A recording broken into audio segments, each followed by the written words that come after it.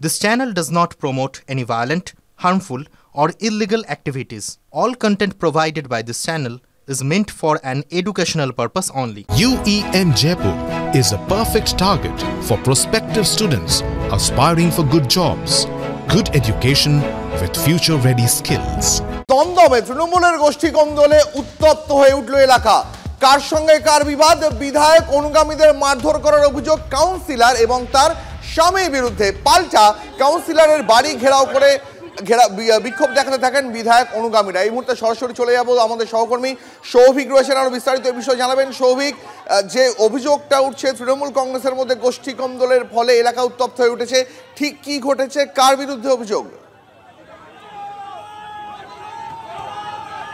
দেখো, প্রথমেই তোমাকে আমি এই গলিটা দেখাবো। এই গলিটাতেই কিন্তু গতকাল রাত্রিবেলায় প্রায় 11:15টার সময় মারধরের ঘটনা ঘটে। যেমনটা জানা যাচ্ছে, গতকাল রাত্রিবেলায় প্রায় 11:15 নাগাদ সেই সময় কিন্তু মারধর করা হয় এবং যাদের উপর মূলত মারধর করা হয় তারা হচ্ছে বিধায়ক গোষ্ঠী। তারা কিন্তু এই মুহূর্তে আমার সঙ্গে উপস্থিত রয়েছে। আমি সরাসরি তাদের সঙ্গে কথা বলে নেব। কী কারণে মারধর করা হলো, কখন মারধর করা হলো, কীভাবে? এখানে সন্ধ্যেবেলা 9টা নাগাদ ওই পাশে কিছু ছেলে বাইরের ছেলে এসে নেশামান করে।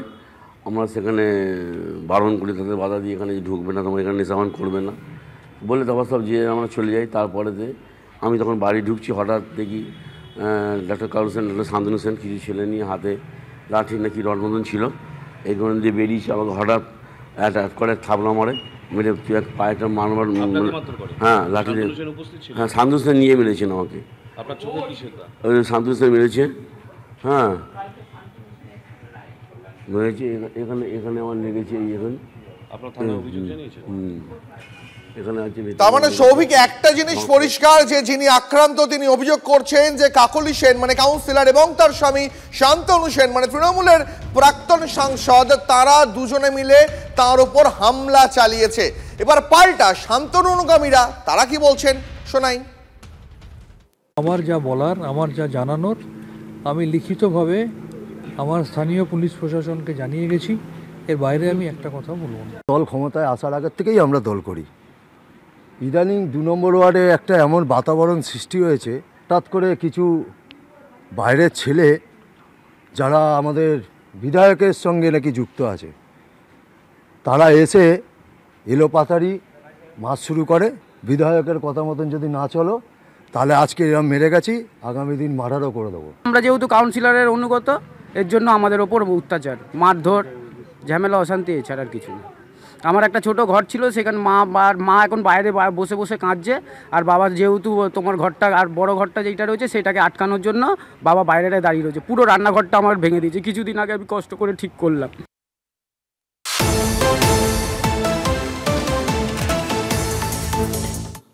পরে খবরে নজর রাখবো। কাটোয়ায় রাজুয়া গ্রামে বিস্ফোরণের তদন্তে এনআইএ দলেরই রোষে পড়তে হলো তৃণমূলের জেলার যুব সহ সভাপতিকে। দল থেকে বহিষ্কার করা হলো শুভেন্দু কুমার দাস ওরফে সুমনকে। দল বিরোধী কাজের জন্য অভিষেক বন্দ্যোপাধ্যায়ের নির্দেশেই তাকে বহিষ্কার জানিয়েছেন তৃণমূলের জেলা সভাপতি রবীন্দ্রনাথ চট্টোপাধ্যায়। কাটোয়া বিস্ফোরণে এনআইএ তদন্ত চেয়ে আদালতে আবেদন করেছিলেন ওই নেতা। বলেছিলেন কাটোয়া থানার তদন্তে তাঁর ভরসা নেই।